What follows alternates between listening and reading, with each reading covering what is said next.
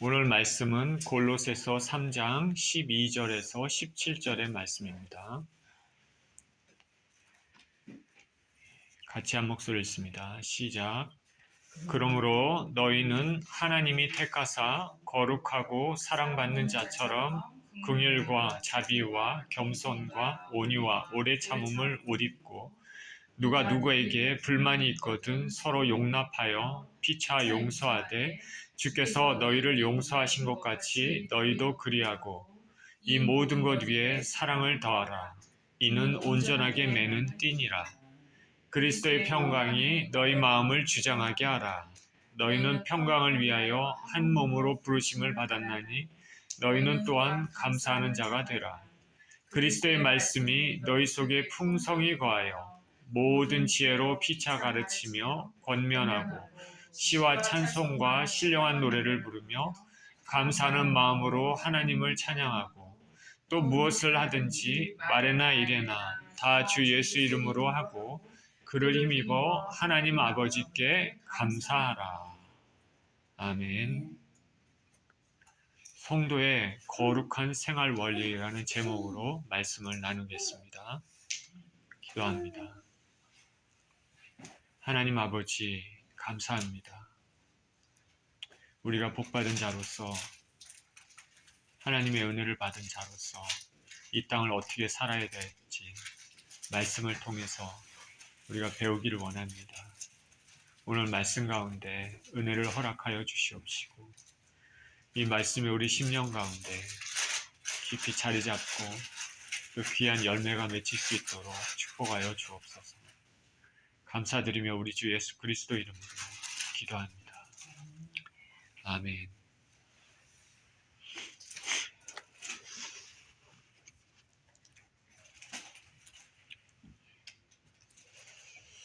한국의 100주년 기념교회에서 사역하시다가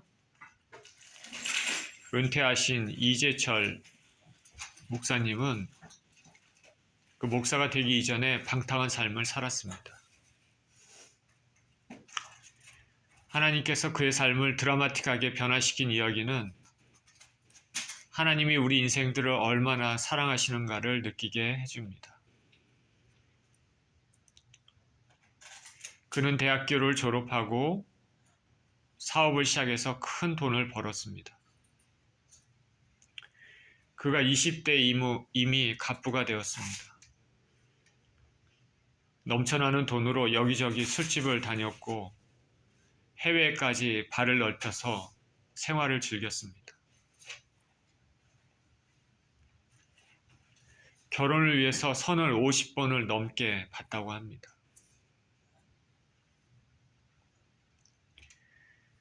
그런 후에 한 여성과 결혼을 했습니다. 그러나 그렇게 결혼 생활을 하다가 한 2년 후에 그녀가 암 선고를 받습니다.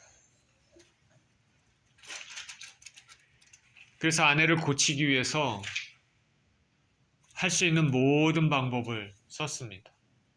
전국을 돌아다니면서 어떻게든지 병을 고칠 수 있는 사람이 있는지 모든 방법들을 강구하면서 했지만 결국 2년 만에 세상을 떠났습니다. 그는 장례를 치르면서 이렇게 기도했습니다. 하나님, 나 이제 당신을 안 믿겠습니다. 내가 떡을 달라고 했습니까? 생선을 달라고 했습니까? 이 세상에 어떤 부모가 떡을 달라는데 돌을 줍니까?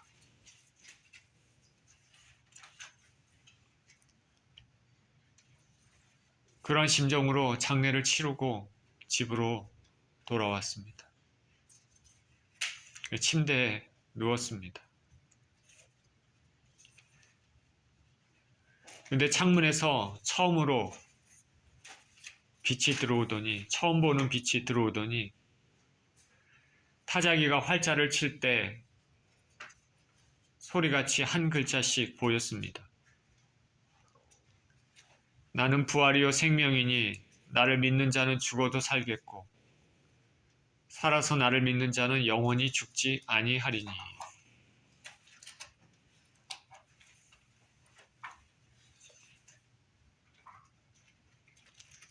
그는 성경을 제대로 읽지 않는 때였기 때문에 그런 구절이 어디 있는지도 몰랐지만은 내가 주님을 버려도 주님은 나를 버리지 않는구나 생각했다고 합니다.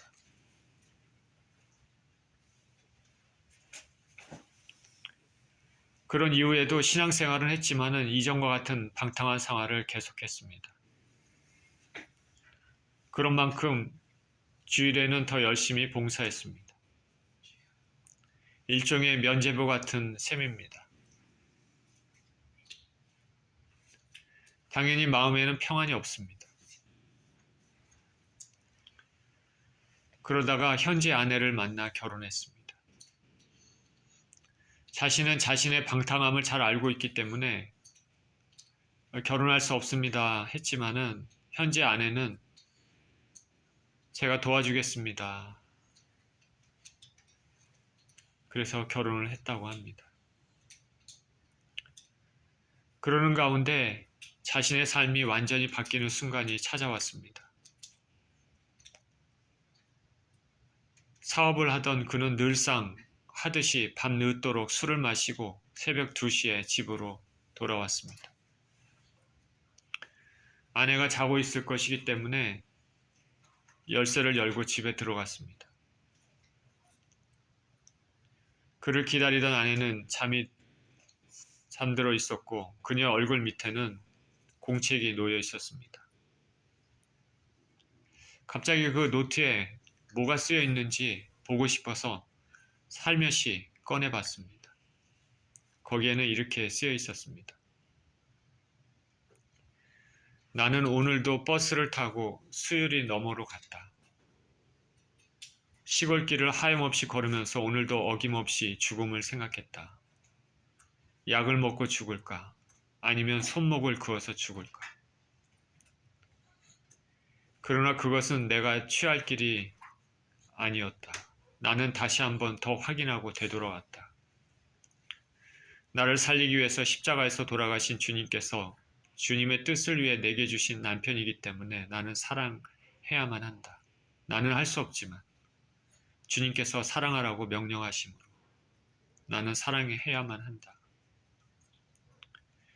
주님 도와주십시오. 나의 약함을 주님께서 잘 아시잖아요. 이렇게 그 노트에 써 있는 것을 읽었습니다. 그리고 노트의 여기저기에는 눈물 자국이 있었습니다. 그래서 이재철은 이 글을 읽고 나서 도저히 잠을 잘 수가 없었습니다. 심장이 멎는 것 같고 귀에서는 커다란 북소리가 막 들리는 것 같습니다. 그는 서재로 들어가서 울었습니다. 아내가 잠을 자고 있기 때문에 소리를 죽여가며 얼마나 울었는지 모를 정도로 울었습니다. 왜냐하면 태어나서 처음으로 자기 자신의 적나라한 모습을 발견했기 때문입니다. 사람들은 자기 자신의 적나라한 모습을 모릅니다. 나는 내가 그럴듯한 사람이다. 혹은 내가 조금 부족한 사람이다. 이 정도 알고 있는지 모르겠습니다. 자기 자신의 실체를 잘 모릅니다.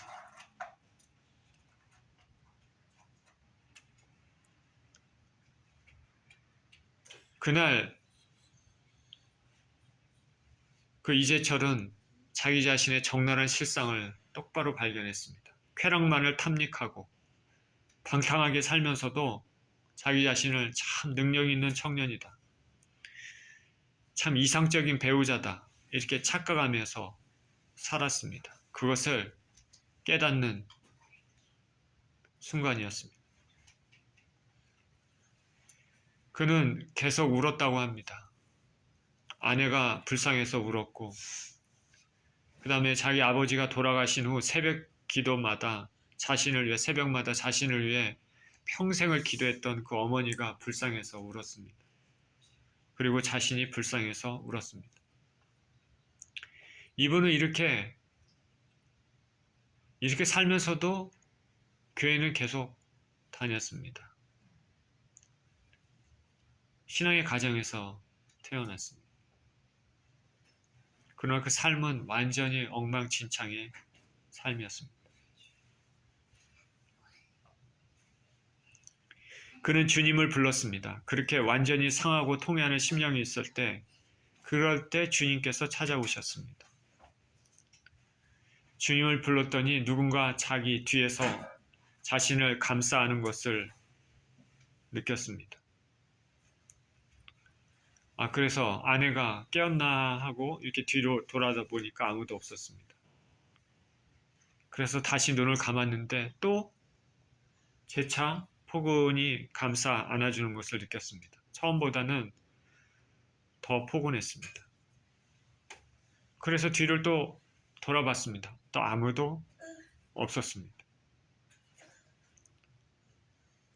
그리고 세 번째 눈을 감았을 때 그 심령의 깊은 곳에서 세미한 음성이 들렸습니다. 나의 사랑하는 제철아, 나는 너를 한 번도 버린 적이 없단다. 그는 깜짝 놀랐습니다. 그 음성은 계속됐는데 내가 나를 버리던 그 순간에도 나는 줄곧 너와 함께 있었다. 앞으로도 나는 영원토록 너와 함께 할 것이다. 나는 너를 사랑하기 때문이다.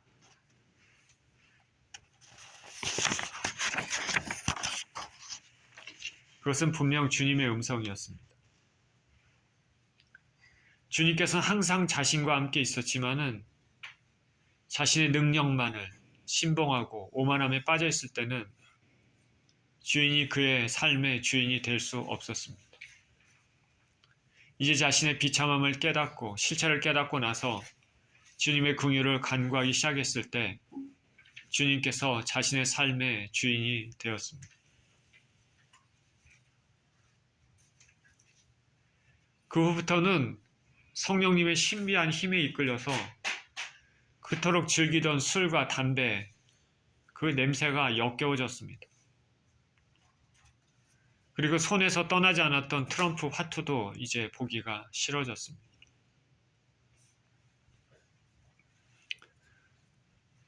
자, 하나님의 은혜를 받으면 이전에 행했던 잘못된 습성들, 안 좋은 습성들, 죄된 습성들을 이렇게 확 바뀌게 되는 것입니다. 그리고 친구들과 동료들, 그리고 사랑하는 가족들이 자신에게 변했다고 말하기 시작했습니다. 주님의 역사는 이와 같습니다. 한 사람의 인생이 바뀌는 순간인데 삶의 터닝 포인트입니다.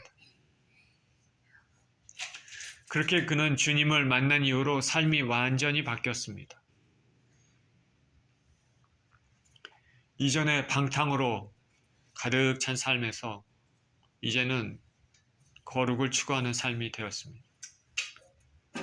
매 순간에 하나님이 함께 계시다는 것을 알고 하나님이 자신을 지켜보고 계시다는 걸 알고 있기 때문에 더 이상 방탕한 삶을 살 수 없고 또 성령께서 그 심령 가운데, 그 육체 가운데, 영혼 가운데 역사하기 때문에 이전에 했던 죄의 습성들을 완전히 다 거기서부터 끊어버리고 새로운 삶을 살게 된 것입니다. 하나님께서 역사하시고 하나님께서 일하시고 그러면 또 하나님의 사랑을 체험하고 깨닫는 순간이 된다면 이렇게 삶이 확 바뀌는 것입니다. 저와 여러분의 삶에도 분명히 터닝 포인트가 있기를 축원드립니다. 이전에 죄된 습성의 삶에서 거룩을 추구하는 삶으로 바뀌는 것입니다. 오늘 본문은 지난주에 연속해서 새 사람으로 변화된 인생이 어떠한 삶을 살아야 하는지에 대해 말하고 있습니다. 지난주에 중생에 대한 말씀을 드렸습니다. 거듭남에 대한 말씀을 드렸는데 예수 그리스도를 믿고 성령의 체험을 하고 물과 성령으로 거듭난 사람, 어떤 삶을 살아야 되는지, 그리스도 예수를 만나 거듭난 자의 합당한 삶의 행동 양식은 어때야 되는지 오늘 본문을 통해서 알아보겠습니다. 12절입니다. 그러므로 너희는 하나님이 택하사 거룩하고 사랑받는 자처럼 긍휼과 자비와 겸손과 온유와 오래 참음을 옷 입고 누가 누구에게 불만이 있거든 서로 용납하여 피차 용서하되 주께서 너희를 용서하신 것 같이 너희도 그리하고. 12절에 먼저 그러므로라고 시작을 합니다. 이 말은 골로새 교인들이 예수님 은혜로 새 사람을 입었으니 이후에 마땅히 이행해야 할 바가 있다는 것을 말하고 있습니다. 저와 여러분이 거듭남의 은혜로 새 사람을 입었으면 마땅히 어떻게 생활을 해야 하겠습니까? 먼저 하나님이 택하사 거룩하고 사랑받는 자처럼이라고 말하고 있는데 하나님이 우리를 택하셨으니 세상 사람들과는 구별되어 거룩하게 되었고 하나님의 사랑을 받는 사람이 되었습니다. 하나님의 택하심에 사랑을 받았다는 것은 놀라운 은총입니다. 요즘 한국 뉴스를 보면 너도 나도 새롭게 국회의원이 되려고 공천 받으려고 죽기 살기로 애쓰고 있습니다. 누군가로부터 영예롭고 좋은 일에 택하심을 받았다는 것은 큰 은혜와 감사거리가 됩니다. 온 우주의 하나님이 수많은 영혼들에게서 나를 주목하시고 나를 살리시기로 택하셨다는 것은 놀랍고 감사한 일이 아닐 수 없습니다. 누군가로부터 사랑을 받는다는 사람은 매사에 안정감이 있고 자신감이 있습니다. 너그럽고 여유롭습니다. 하나님의 택함을 받아 거룩히 구별된 자, 하나님의 사랑을 받고 있는 자는 어떤 마음과 자세로 이 땅을 살아야 됩니까? 먼저 긍휼과 자비와 겸손과 온유와 오래 참음을 옷 입으라고 말하고 있습니다. 긍휼과 자비와 겸손과 온유와 오래 참음. 긍휼은 우리 마음 깊은 곳에서 솟아나오는 불쌍히 여기는 마음입니다. 하나님이 부족한 죄인인 나를 사랑하시고 택하셨으니까 다른 영혼들을 볼 때 귀하게 보고 그들의 어려운 상황에 대해 불쌍히 여기는 마음이 있어야 합니다. 나에게 돌이킬 수 없는 큰 해를 끼친 사람에게 복수의 감정을 가지고 있다가 막상 그 사람을 대했을 때 그 사람의 영혼이 불쌍히 여겨졌다는 말을 들은 적이 있습니다. 하나님의 은혜입니다. 복수가 아니라 그 사람이 지은 죄에 대해 불쌍히 여기는 것입니다. 자비는 인자함을 뜻합니다. 엄히와는 반대입니다. 모든 일에 심판만 있는 것처럼 엄격하게 행동하는 것은 그리스도인의 성품이 아닙니다. 그리스도인은 그 마음에 자비, 인자함이 있어야 합니다. 따뜻한 마음으로 남을 품을 수 있는 것이 그리스도인의 성품이 되어야 합니다. 하나님은 자비 하나님, 인자의 하나님이십니다. 또한 겸손이라고 했습니다. 겸손은 자신보다 남을 낮게 여기는 것입니다. 그러면 타인에게 함부로 대할 수 없습니다. 우리가 사람들과 만나 대화하다 보면 자기 자랑을 많이 하는 사람을 볼 때가 있습니다. 이곳 아틀란타에 한인들이 많지만 그중 자기 자랑, 특히 돈 자랑하는 사람들이 많습니다. 물어보지도 않았는데 한국에서 명문대학을 나오고 여기서는 이런저런 일을 하면서 돈을 많이 벌었고 자식들은 변호사, 의사 한다고 자랑하는 사람들이 있습니다. 특별히 겸손과 반대되는 교만은 하나님께서 매우 싫어하시는 큰 죄입니다. 교만한 사람은 하나님의 은혜를 받기가 힘듭니다. 성경은 우리가 자랑을 하고 싶으면 하나님 자랑을 하라 말합니다.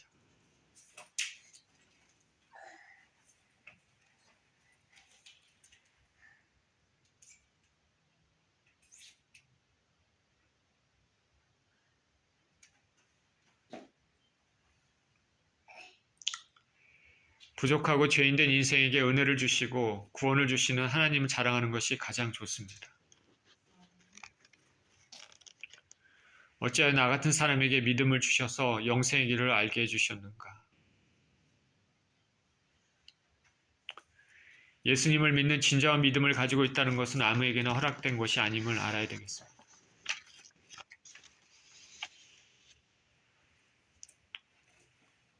그리고 온유입니다. 온유는 부드럽다는 인상을 주는데 어떤 사람은 온유는 베는 것, 쏘는 것, 찌르는 것 이런 것과는 반대되는 것이다. 손해와 방해를 받고도 격분하거나 원한을 품거나 복수하지 않고 사람이나 환경을 대할 때 조급하거나 경솔하거나 잔인하거나 속단하거나 흥분하는 것과는 반대되는 성품이다. 그래서 인내하고 포용하고 침착함으로 나아간다.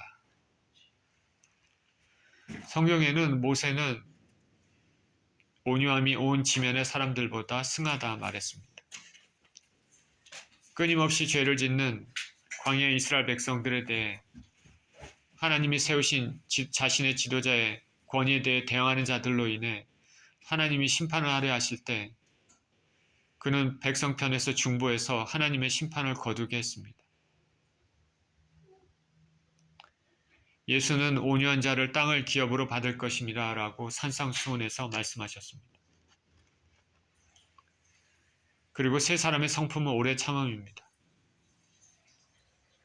오래 참음은 그리스도의 성품 중에 매우 중요한 덕목입니다. 우리가 택하심을 받아 구원함을 입었으면 그 구원이 완성될 때까지 이 땅에서 오래 참고 견디며 하나님 말씀에 순종하면서 싸움으로 나가야 됩니다.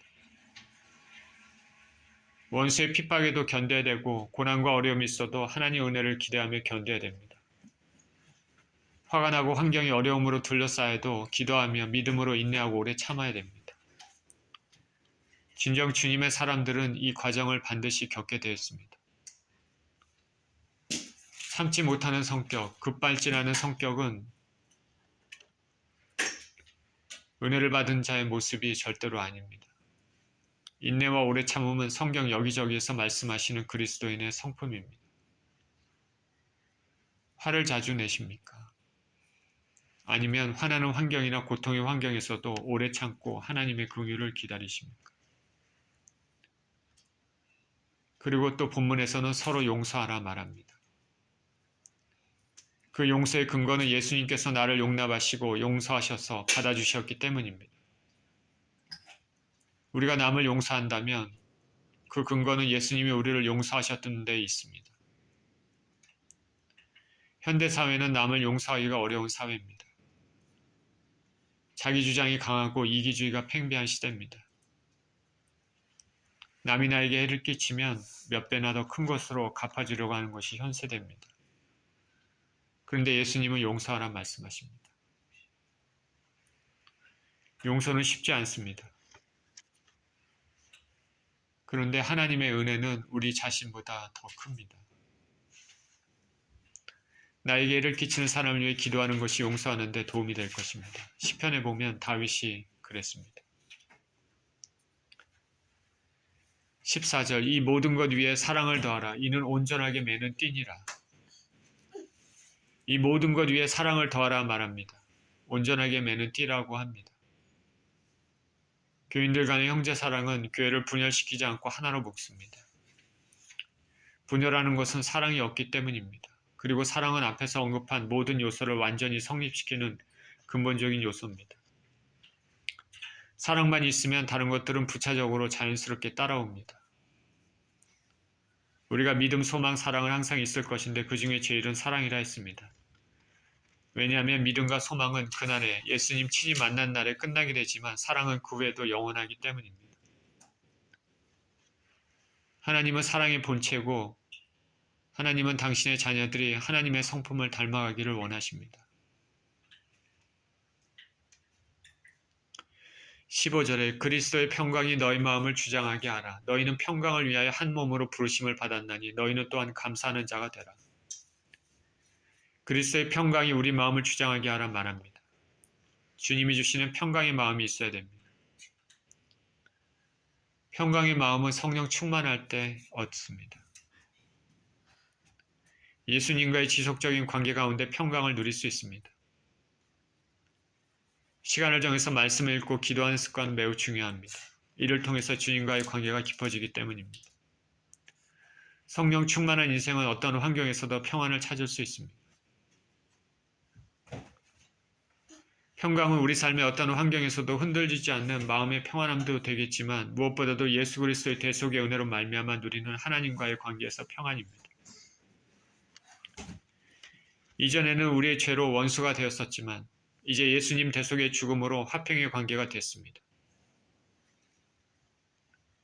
이 관계는 우리가 이 땅에서 예수님을 진정으로 믿고 회개하며 살아가는 동안에 유지됩니다.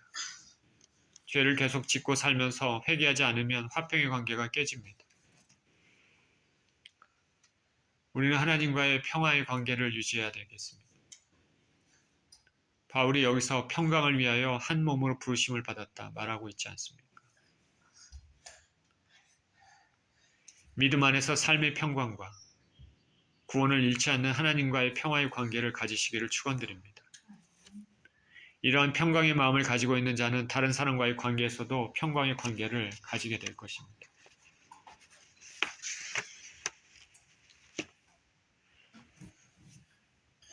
또한 감사하는 자가 되라라고 말합니다. 감사는 구원받은 자의 마땅히 행할 일입니다. 감사로 제사를 드리는 자가 나를 영화롭게 하나니 그 행위를 옳게 하는 자에게 하나님의 구원을 보이리라 말씀했습니다. 감사하는 것은 하나님을 영화롭게 하는 것입니다. 불평하는 것은 하나님의 영광을 가리는 행위입니다. 광야 이스라엘 백성들이 자주 불평했습니다. 하나님께서 놀라운 은혜를 주시고 인간으로서는 경험하지 못할 놀라운 기적들을 체험했지만 광야 생활 가운데 자주 불평을 했습니다. 나중에는 가나안 정탐에 대해 부정적인 보고로 사람들은 그 보고를 듣고도 믿음으로 하나님을 의지하지 않고 원망했습니다. 홍해를 가르고 만나와 메추라기를 먹이시고 신의 산에 강림하시며 땅을 시키시는 하나님을 믿지 않았습니다.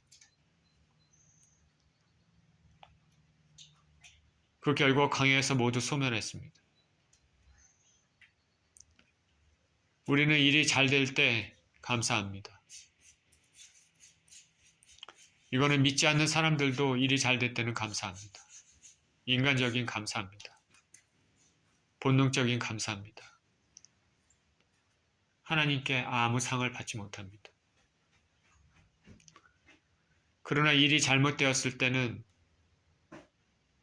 믿지 않는 사람들, 세상 사람들은 불평도 하고 부정적인 말도 하고 그렇습니다.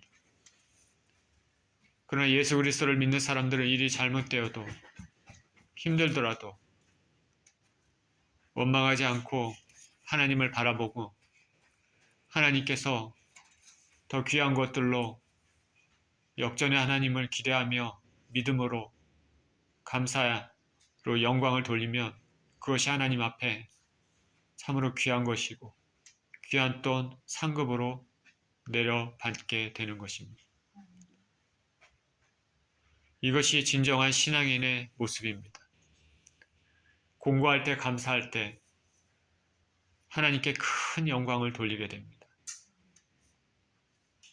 평안할 때 감사하는 것은 신앙인이 아닌 사람도 할 수 있습니다. 그러나 공부하고 힘들 때 감사하는 것은 예수 그리스도를 진정으로 믿는 사람들만이 할 수 있는 것입니다. 저와 여러분들은 언제나 감사하는 삶이 되시기를 축원드립니다. 습관적으로 입술에 감사를 달고 사시기를 축원드립니다.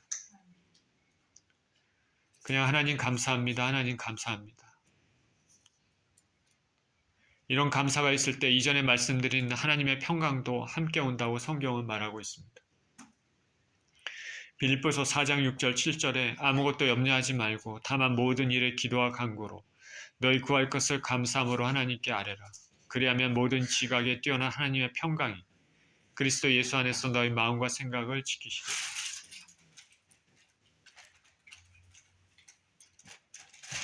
기쁠 때 감사하고 찬양하며 어려울 때 또 감사하고 기도하며 그것이 하나님 앞에 큰 영광을 돌리게 되고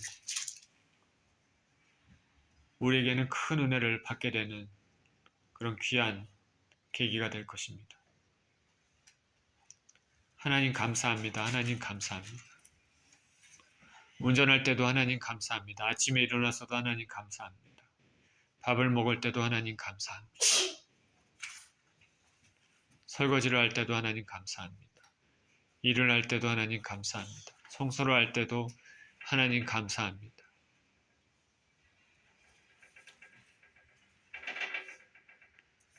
감사로 제사를 드리는 자가 나를 영화롭게 하나니 그 행위를 옳게 하는 자에게 하나님의 구원을 보이리라.